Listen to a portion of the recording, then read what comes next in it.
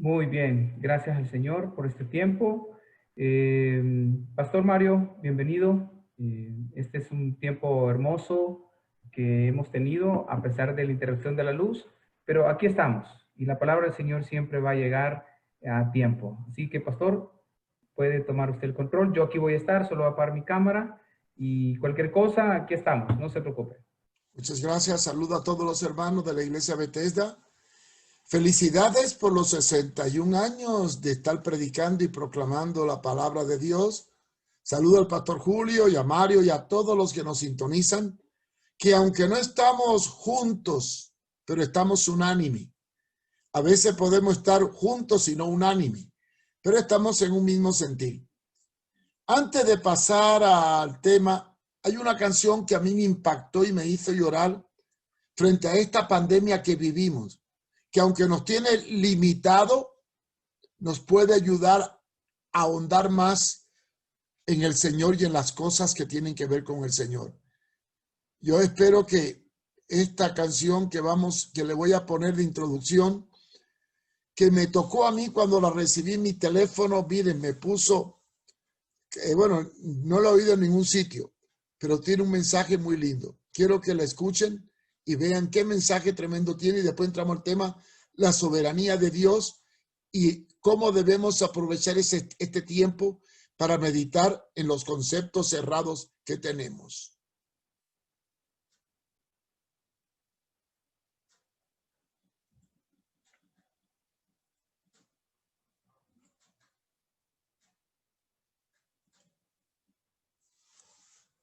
Parece que algo falló.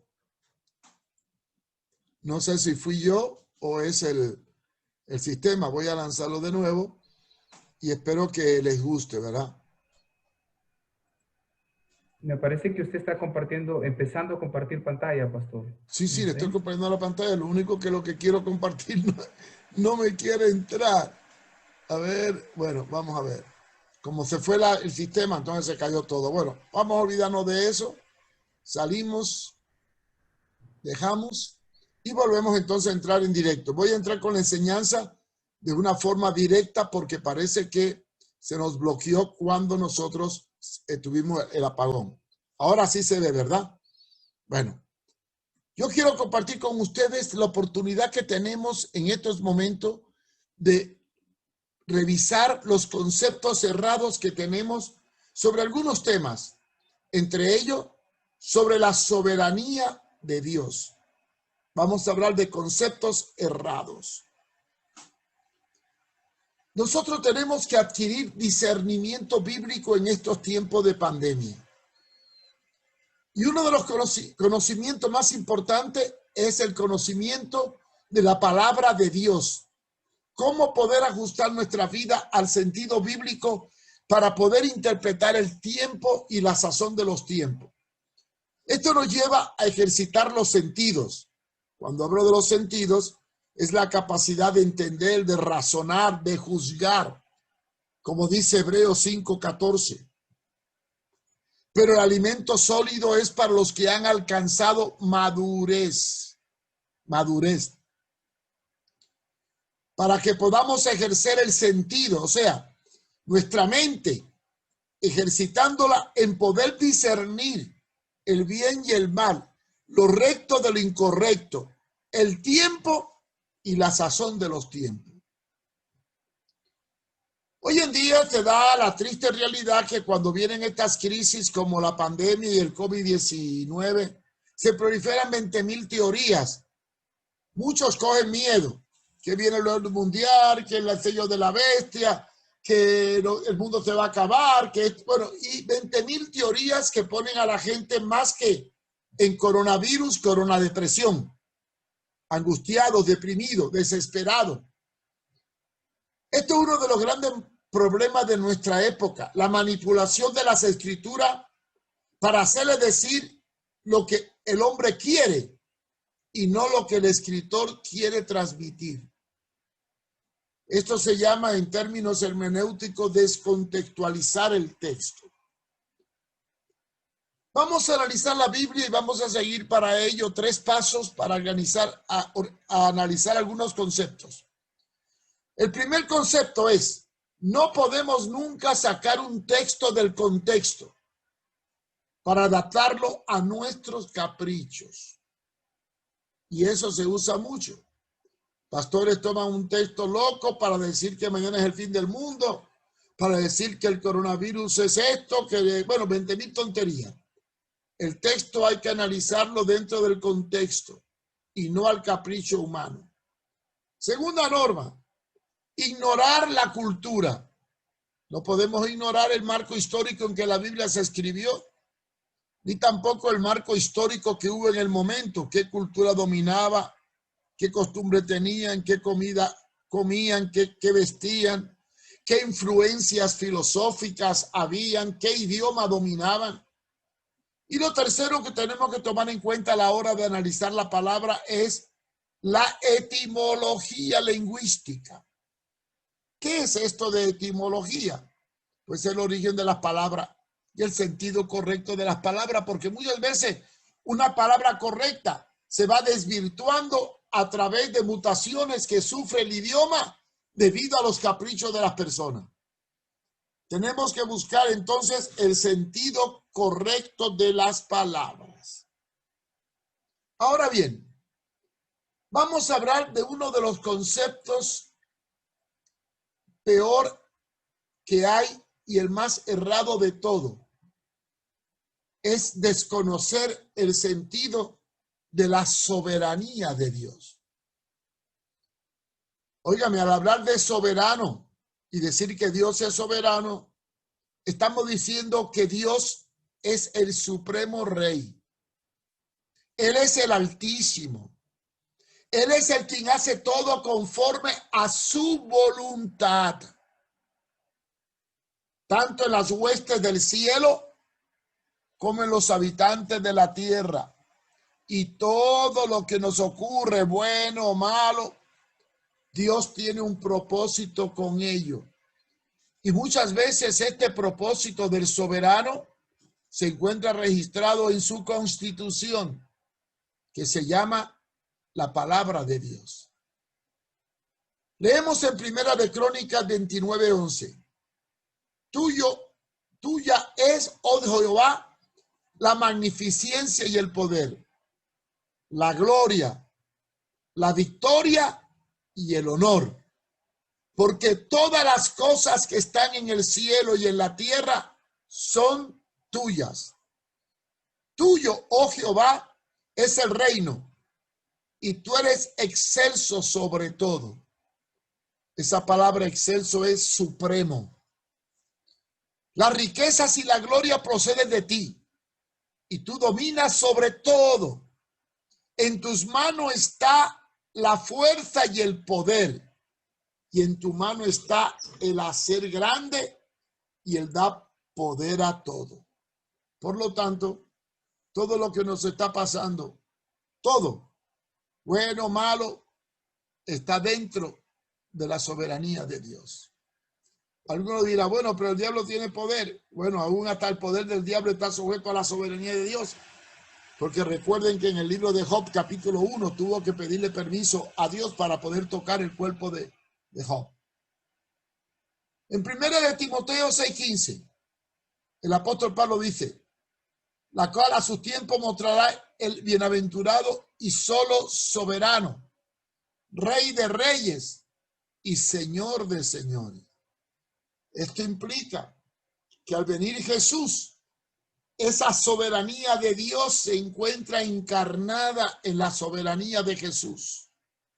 Jesús es el Señor, es el Kyrie, es el soberano. El concepto de soberanía implica y le da a Dios atributos que nadie tiene. Por ejemplo, es eterno. Ahí tienen la cita para que la anoten. Es inmutable, que significa nunca cambia. Es omnipresente, está en todas partes, pero no está atado a las cosas como enseñan los panteístas. Es omnisciente, lo sabe todo. Hebreo 4:13. Y es omnipotente, todo lo puede.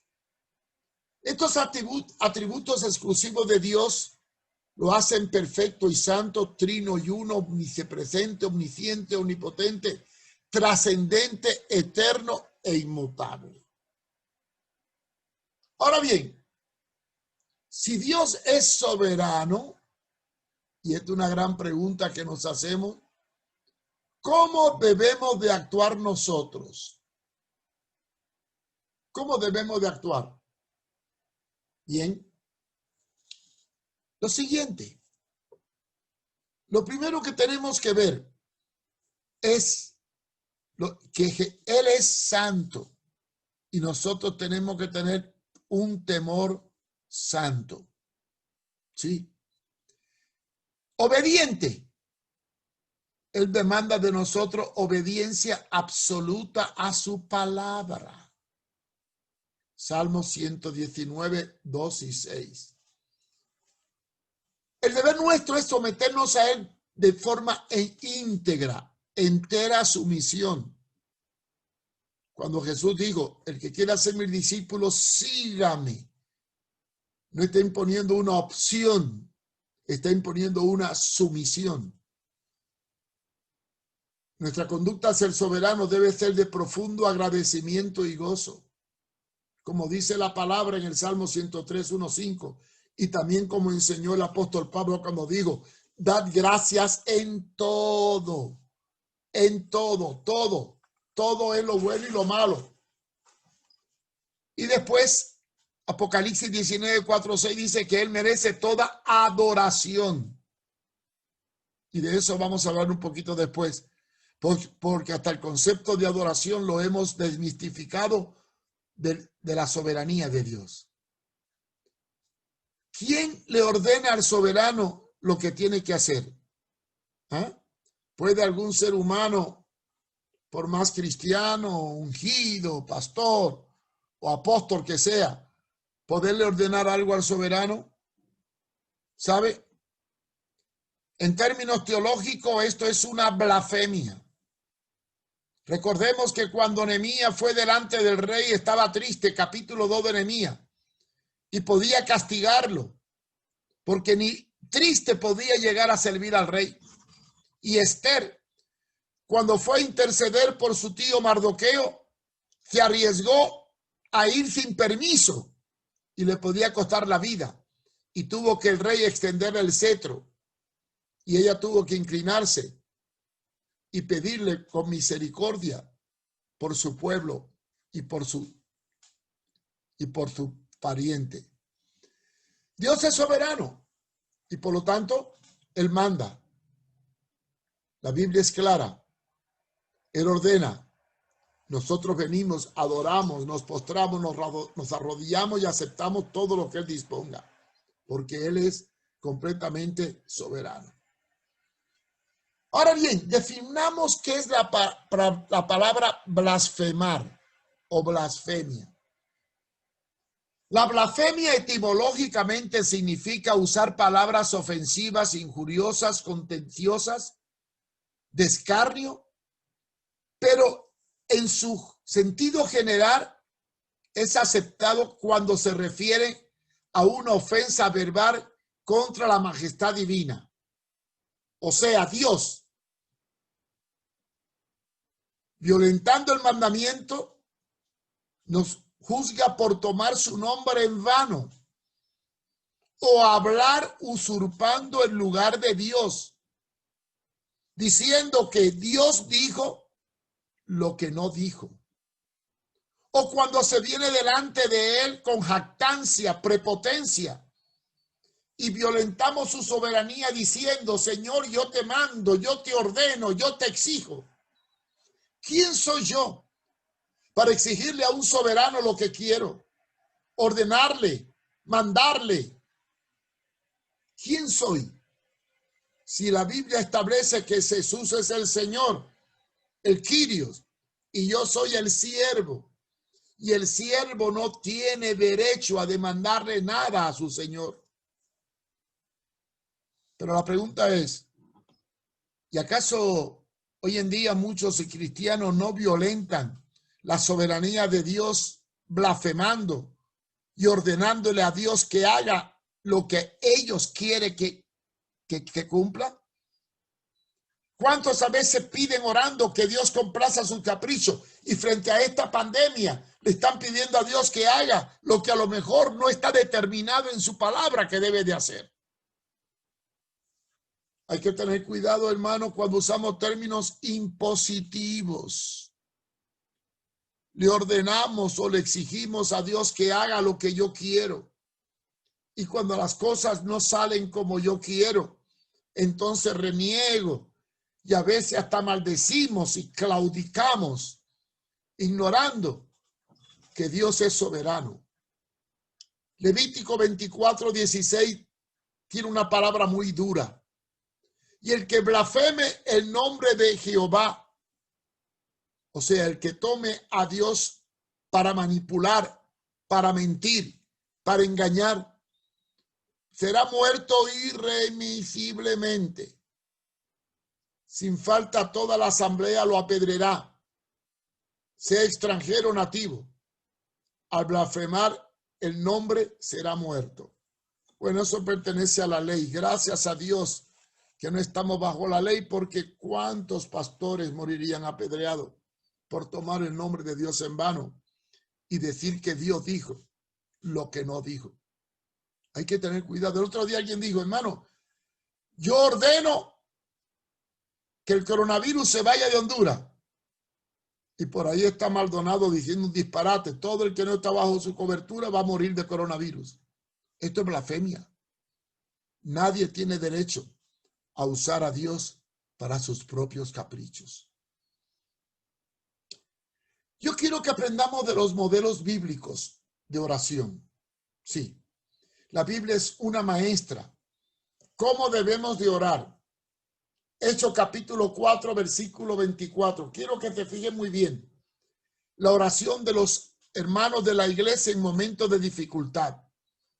Dice que, y ellos, habiendo oído, alzaron unánime la voz. Noten, todos al unísono. Y dijeron, soberano Señor, tú eres el Dios que hiciste el cielo y la tierra y el mar y todo lo que en ello hay.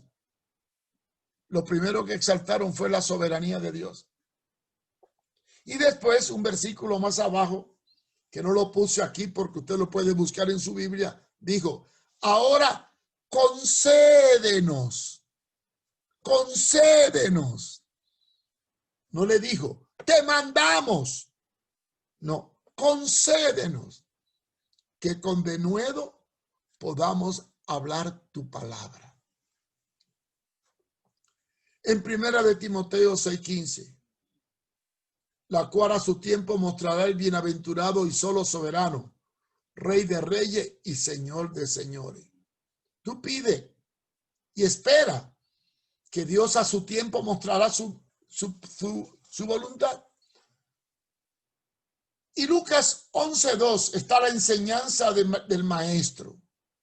Jesús dijo, cuando oréis, decid, Padre nuestro que estás en los cielos, exaltación, reconocimiento de soberanía.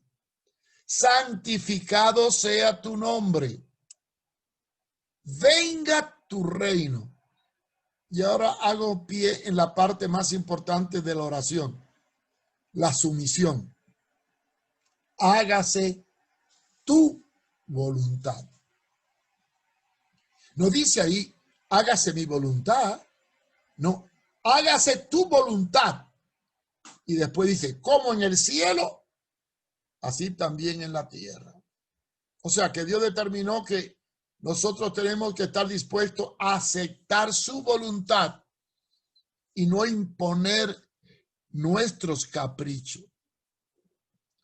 Primera de Juan 5:14. Y esta es la confianza que tenemos en Él. Que si pedimos alguna cosa, y fíjense esta palabra, conforme a su voluntad, noten esto, táchelo en su Biblia, conforme a su voluntad, no dice conforme a mi voluntad, conforme a mi capricho, no. Dice conforme a su voluntad, Él nos oye. En otra palabra, todo lo que yo pida y todo lo que yo quiera está sujeto a la soberanía de Dios.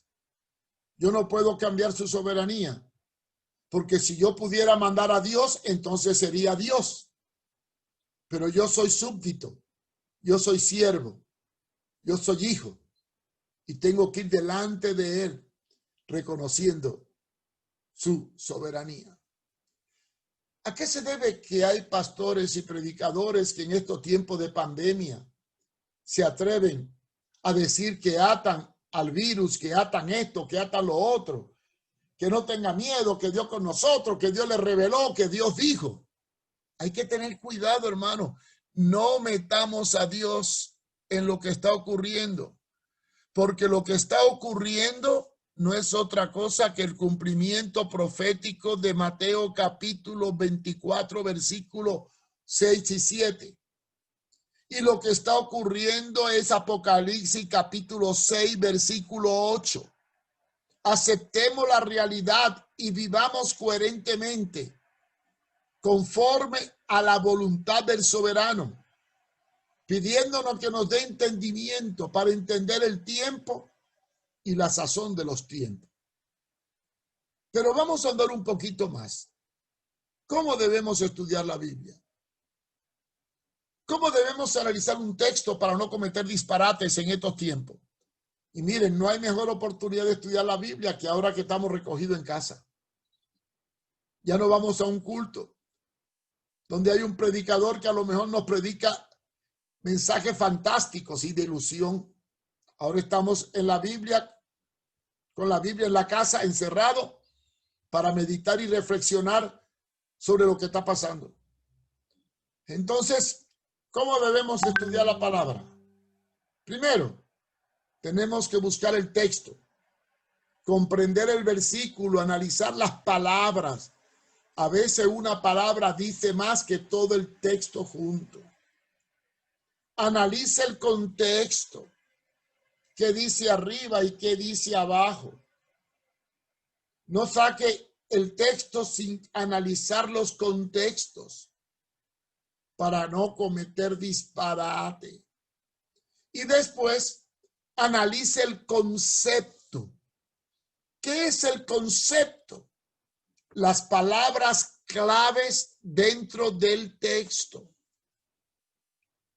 Por ejemplo, si confesares que Jesús es el Señor, ese el Señor es la palabra clave o el concepto clave del texto.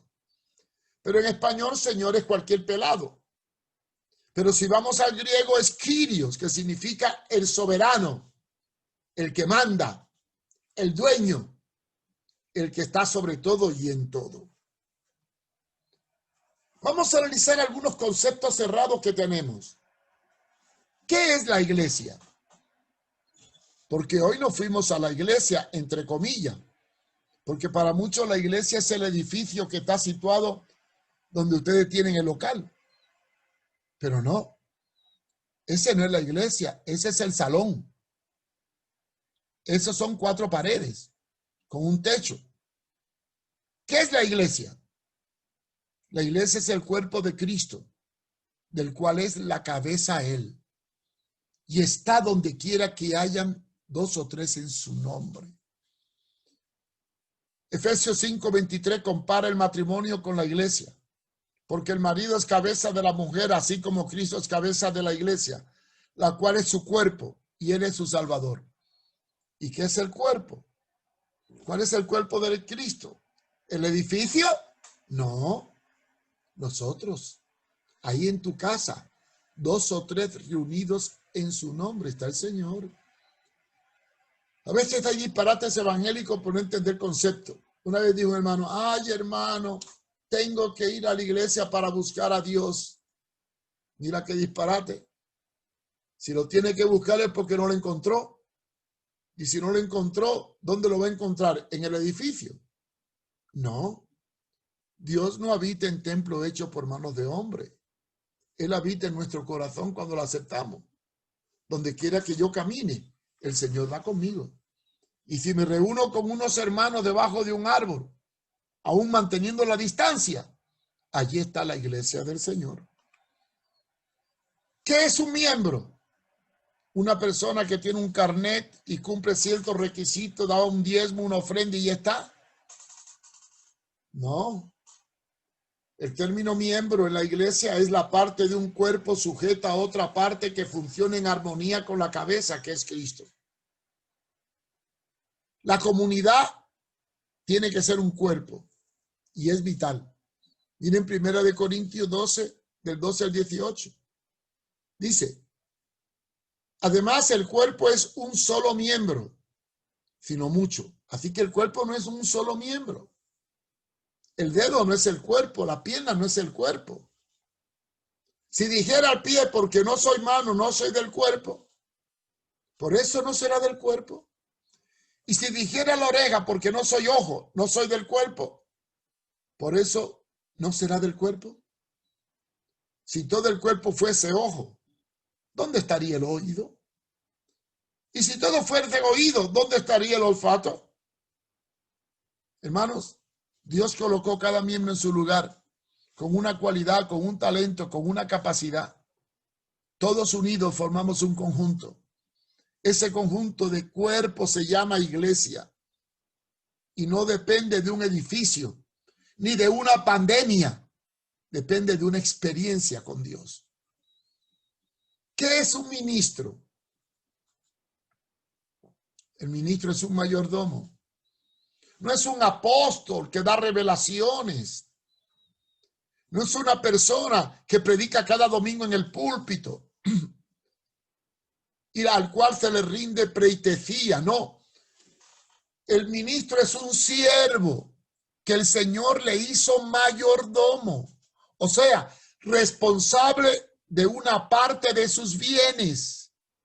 En este caso, la iglesia. ¿Se acuerdan la parábola del mayordomo justo y el mayordomo infiel, Mateo 28, 8? Y miren el versículo 6 que dice, lo que todo trabaja espera por su trabajo del día. Cuando llegó la noche, el señor de la viña dijo a su mayordomo, llama a los obreros y págale el jornal, comenzando desde el postrero hasta el primero. Todos somos mayordomos y todos somos obreros. Nadie es dueño de la obra. Solamente yo y tú y cada pastor somos responsables, mayordomo de un bien que no es mío, es del Señor. ¿Qué es el arrepentimiento? Arrepentirse no es un culto, no es cargar una cruz, no citar un texto bíblico, no, eso no es arrepentimiento. Arrepentimiento es culpa por el pecado. Es contrición. Contrición es dolor, tristeza, es quebrantarme. La Biblia habla de tipos de tristeza. Hay dos tipos de tristeza.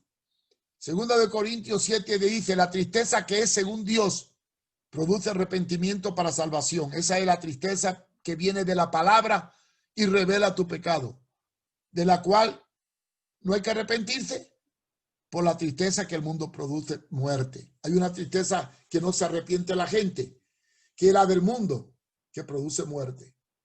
La tristeza que viene de Dios produce arrepentimiento y salvación.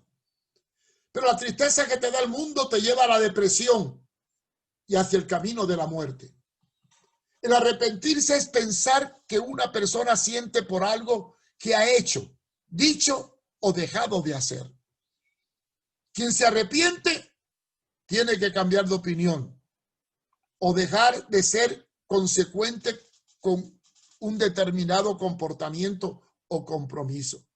Quien se arrepiente y sigue haciendo lo mismo, no se arrepintió. ¿Qué es el dar? Ahora estamos en una pandemia. Hay pastores que usan estas redes para decir, hermano, mándeme dinero por Tigo Money, o mándeme los diezmos, y ponen el diezmo y la ofrenda primero que la enseñanza. Miren, hermano, si la iglesia está educada en la palabra y los hermanos han tenido experiencia con Dios de verdad y son agradecidos de verdad, van a dar, aunque no se congreguen físicamente. como dice 2 de Corintios 9:7. Cada uno dé como Dios propuso en su corazón, no con tristeza. Y yo le añadiría también ni con chantaje, sino por necesidad. O sea, porque quiero que Dios me dé más. Porque Dios ama al dador alegre. Porque si uno lo hace de buena voluntad, lo que es de bien recibido, según lo que tiene y no según lo que no tiene. Dios quiere que tú des, no porque te lo piden, ni porque te lavan el cerebro, ni porque es una carga tributaria. Tú das porque Dios te ha dado el aire y no te lo cobra. Te ha dado la vida, te ha dado lo que tiene. Y el dar no es una expresión sino de gratitud ante la misericordia de Dios. En estos tiempos de pandemia, sabemos quién está bajo el soberano, porque el que en realidad se ha convertido, llama al Señor, va a dar y va a apoyar la iglesia y a los necesitados más que nunca, porque tiene el Espíritu de Dios. ¿Qué es adorar? Bueno, ahora se le acabó el negocio a los adoradores que hacen concierto pagando. Y ese negocio se acabó. Pobrecito, están en la miseria llorando. Que se quite la pandemia para poder dar concierto y cobrar. Porque para muchos adorar es ir a un concierto o montar un show en la iglesia o hacer de la iglesia una discoteca. No. ¿Qué es adorar? Adorar es una actitud. Es entrar en la casa de Dios y darle todo lo que tengo. Como los magos en el capítulo 2, versículo 11. Dice que, y entrando en la casa o en el pesebre, vieron al niño con su madre María y postrándose, lo adoraron. Y abriendo sus tesoros, le ofrecieron presente, oro, incienso y mirra. Miren, lo adoraron ofrendando. Lo adoraron dándole oro, incienso y mirra. Pero no le llevaron un concierto. Ni le cantaron un noche de paz. No, allí no hubo cántico, pero hubo adoración. Porque adorar es un todo. Adorar envuelve postrarse. Adorar envuelve ofrendar, obedecer, alabar a Dios, cantar, aprender. La adoración es un todo. Desde el momento en que tú te reúnes con los hermanos con la palabra en el medio, ya te estás adorando. Aunque no se cante. Pero ahí está el Señor. ¿Dónde dice la Biblia que la adoración consiste solamente en cantar? No. El adorar es una actitud. No es una determinada acción. Es un todo. ¿Y qué es espontaneidad? Importante esto. Actuar sin estar sujeto a una liturgia rígida que nos imponga primero y segundo y tercero. Y si saltamos lo tercero para lo primero, se armó el alboroto. ¿Empezamos orando o empezamos predicando? Hechos capítulo 4, versículo 24 dice, y ellos, habiendo oído, alzaron unánime la voz al Señor y dijeron, soberano Señor, tú eres el Dios que hiciste el cielo, la tierra, el mar y todo lo que en ello hay. Espontaneidad. Nadie los mandó a orar. Alzaron la voz unánime, espontáneo. Efesios 5:19 habla de hablando entre vosotros con salmos, con himnos y cánticos espirituales, cantando y alabando al Señor en vuestros corazones. Sí, la liturgia es correcta, debe haber un orden, pero no estamos atados al orden, sino al espíritu. Dice Gálatas 5:13, porque vosotros, hermanos, a libertad fuisteis llamados, solamente que no uséis la libertad como ocasión para la carne, sino servíos por amor los unos a los otros. En esta pandemia, aunque no haya culto en la iglesia, aunque no se pueda congregar, tú puedes juntarte en tu casa alrededor de la mesa con una Biblia, tomar la mano de tu familia y aunque no haya cantante ni guitarra, ustedes pueden adorar, alabar y aprender la palabra del Señor. Y ahora viene el conflicto más grande. ¿Somos salvos por la fe? ¿Y dónde ubicamos las obras? Porque hay una lucha entre católicos y evangélicos y es bueno que entiendan este mensaje. Para los evangélicos la salvación es por la fe. Y se agarran de Romanos 1:17. Porque en el evangelio la justicia de Dios se revela por fe y para fe, como está escrito. Mas el justo por la fe vivirá. Y ahí nos agarramos todo de fe. Punto. Y nos divorciamos de las obras. Los católicos no piensan en la fe. Echan la fe a un lado y quieren salvarse por las obras. Santiago 2:21 dice, mas ¿quieres saber, hombre vano, que la fe sin obra es muerta? Si fue justificado por las obras de Abraham nuestro padre, cuando ofreció a su hijo Isaac sobre el altar. Bueno, aquí viene el conflicto y aquí viene la solución. No hay divorcio entre la fe y las obras. Simplemente que la fe va adelante y las obras vienen detrás. Puede haber obras sin fe. Eso no cabe duda. Ateos e inconversos hacen buenas obras, pero no son salvos porque no han creído en Jesús. Pero no cabe duda que si somos salvos, vamos a obrar según hemos creído. Y la evidencia de nuestra salvación son la acción, son los frutos, porque por los frutos nos conocerán. Así que como evangélicos tenemos que casar la fe y las obras. Pongamos la fe delante. Pero indudablemente que una vez que hay fe y salvación y hay cambio de vida, el obrar conforme a lo que creímos es inminente e imprescindible. Y ya para terminar, hermanos, debemos recordar la primera regla de la hermenéutica. Es muy importante esto. La Biblia es su propia intérprete. Nadie te tiene que interpretar lo que Dios ha dicho. Si acaso, el Espíritu tiene que confirmarlo. Pero nadie tiene derecho a añadirle a la palabra lo que la palabra nos dice en sí.